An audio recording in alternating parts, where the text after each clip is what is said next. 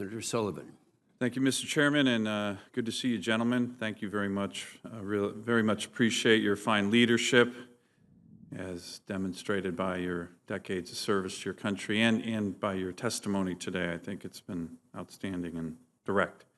I want to get back to this topic of the National Defense Strategy and the return to great power competition, which means countries like Russia, China, North Korea, not that they're a great power, but that kind of battle. And as you know, gentlemen, through history, that also means, particularly when you're looking at that part of the world or those countries, that means cold weather, that means mountainous terrain, that means large-scale maneuver and high-end fights. The last time we did that as a country was in the Korean War. I know all of you have read T.R. Fehrenbach's This Kind of War, but as you know, that didn't go so well initially in that fight because we weren't ready.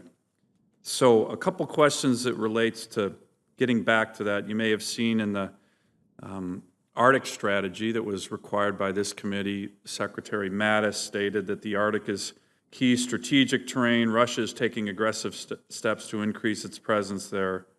I will prioritize the development of an integrated strategy and training for the Arctic. Two questions. General Neller, I was glad to see that the Marines had just taken part, I think several hundred Marines, in Arctic Edge 2018 up in Alaska. And I would welcome your thoughts on more cold weather training, more large-scale maneuver training, lessons learned perhaps from your Alaska training, more opportunities for training in cold weather places like Alaska, which has enormous ranges, as you know. And Mr. Secretary, Secretary Spencer, I would like to get your views just on, the NDAA last year required the DOD and DHS to look at the strategic Arctic port idea. The Arctic strategy talks about FONOPS in the Arctic, which Admiral Richardson has mentioned. It's a good idea, but right now we don't have the capacity or capability. So your thoughts, actually, both of you gentlemen, on the 355-ship Navy, the idea of ice hardening. I mean, what are we doing in terms of a strategy? The high-end, great power competition fight could be in the Arctic. It certainly could be cold weather mountain training, large-scale, high-intensity. What are the Marines and Navy doing? Basically, focused on those questions. Maybe General Neller, if we can start with you, sir. Well, Senator, do you know that we've gotten back into the cold weather business? When Soviet Union was the only pacing threat, we had a mission to Norway as part of the defense, the NATO mission. And would it be at the end of Desert Shield, Desert Storm, and the dismemberment of the Soviet Union, and then operations in Iraq and Afghanistan, we just kind of went away with it. We still sent units up there because going to cold weather is a good training, is a good discipline builder. But the skill sets, the equipment, the expertise atrophied, and we particularly at the large scale level, to lead to more than small units. And so we realized we needed to get back into it. So part of it was what we did up there on Arctic Edge. We've had engineers, as you know, up there working on a road project. We've got 300 Marines in Norway.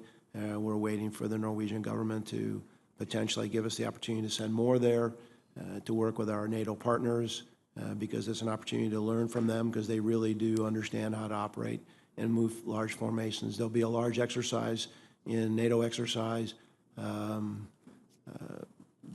this fall called Trident Juncture, which will be a big amphibious exercise where the Navy, many navies will be there operating in a cold environment for all the reasons you said. We can't assume that we're going to fight in a desert. It's not going to be a temperate climate. It could be in the Arctic. It could be in the northern edges of any port of latitude or longitude of the world. And so we're working hard on that. The whole force is not going to be able to get trained in that. We just need enough people to know what they're doing. So if we get there, particularly the maneuver forces are able to function effectively in that type of an environment. But we're a work in progress, but we're headed in the right direction. You see more opportunities for training in Alaska? I've been up there at your invitation, and then Alaska, we send our aircraft up there because the Eielson Air Force Base, the range up there is 3 times the size of the range at Nellis. It's a great place for our partners to go. But I do think we're going to try to do our very, very best to get certainly more deployments for training up to Alaska to take advantage of the terrain and the climate. Thank you. Ms. Secretary? Senator, you and I have spoken about what Alaska has to offer, and suffice it to say that I'm a bull in that regard. You have infrastructure up there, you have the ranges up there, and we have the ability, as the Commandant just said, to access that, and we look forward to seeing how we can maximize that going forward. When it comes to the Navy and the Arctic, how we're handling the Arctic, as you know, in 2014, we had our Arctic roadmap, and now you'll see this summer we will deliver the Navy's Arctic strategy. In October of last year, one of my first trips, Oconus, was to go to the Arctic Conference in Reykjavik. And before that, I stopped off with our terrific allies in Norway who are just doing yeoman's work monitoring the gap.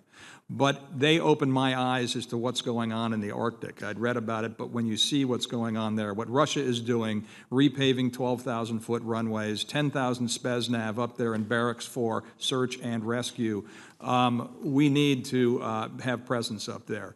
The complication, as you well know, because we've talked about this, is ice breaking is one of the complications. It's not a mission of the Navy. We are working hand in hand with the Coast Guard. In fact, we've just finished helping them on design and requirements for the next class of icebreaker, but that is their mission.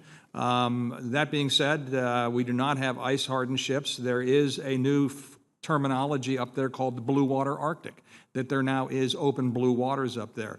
The CNO and I have talked about how do we have presence up there. We're working on that, and when we see our strategy roll out, you will see more this summer. Great. I appreciate it. Thank you, gentlemen. Thank you, Senator Sullivan.